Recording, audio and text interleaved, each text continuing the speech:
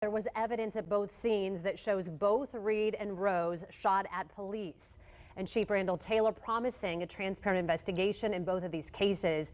And he joins us now live via video phone call this morning. Chief, thank you so much, first of all, for joining us this morning. Good morning. I want to start with kind of where you stand emotionally right now. I know one of the last pieces of videos we saw was with Dre'Jon's father and sister really coming at you pretty hard and emotional, believing that you are not going to be fair in this investigation. Where do you stand today with what you want the community to know? Well, I certainly understand the family's emotions, revolving around this. But, we're going to handle this the way we do all of our investigations, whether people choose to believe it or not. It is going to be a fair and transparent investigation. And I'm also considering letting some outside sources take a look at that as well, just to put people's minds at ease. Yeah. Sorry, I was going to jump in because that was what you were asked yesterday by others. We were getting all kinds of news releases of people saying, hey, we want somebody externally to look at that. Where are you in that decision and how will that work? We're still going to have some discussions about that today. In the past, the state police has stepped in to help. I've not spoke with Superintendent Carter at this point, but we may consider the FBI. But those are discussions that we'll have. I don't think I'm opposed to that. I'm not opposed to it.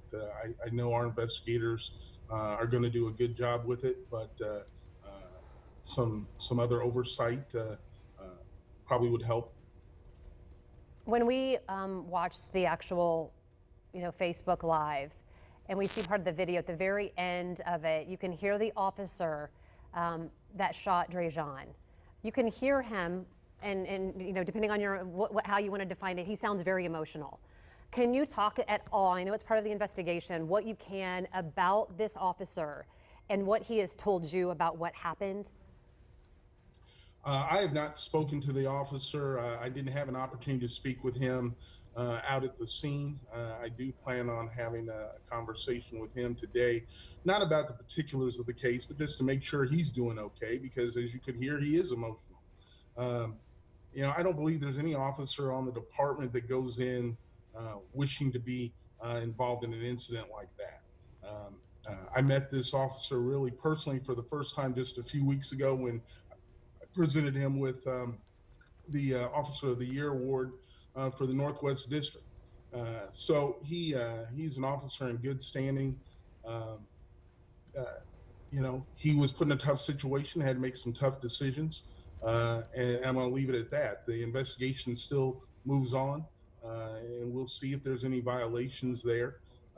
But of course, I'm concerned for his mental outlook on these things. So I'll be talking with him to discuss that part only, not the actual investigation. You were also pretty adamant or emotional yesterday when you were talking about the other officer and the words that were caught also on camera that have really offended and hurt a lot of people in the community about what Dre'Jon looked like after he was shot. Can you tell us where that stands this morning? Because that's obviously very important to people. And they were concerned with your use of word of saying he'll be disciplined. They were concerned that you weren't going to be strong enough against him. Sure. Well, and that investigation is already ongoing. I hope to have that to a conclusion sometime maybe later today, early next week, probably at the latest. But yeah, I was very disappointed with the things I heard with that. That's not what we trained to. I don't believe a majority of our officers would have ever said anything like that. It's unfortunate.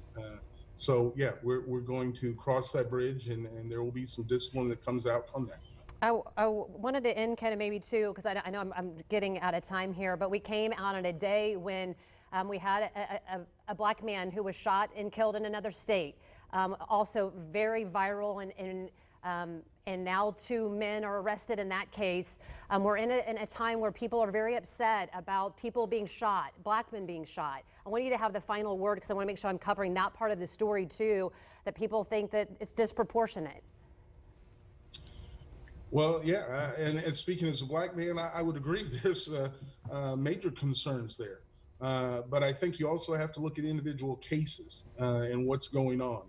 In the cases we have here, these were both armed individuals, and officers had to make decisions.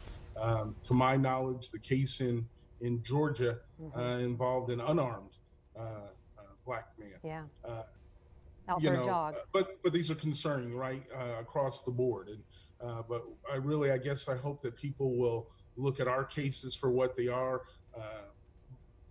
understand the facts of the case before making a total judgment, as we'll do the same on our side as we move through these investigations. Chief, we really do appreciate your time this morning, and we'd love to have these conversations as often as possible. Yes, ma'am. All right, thank you, Ray.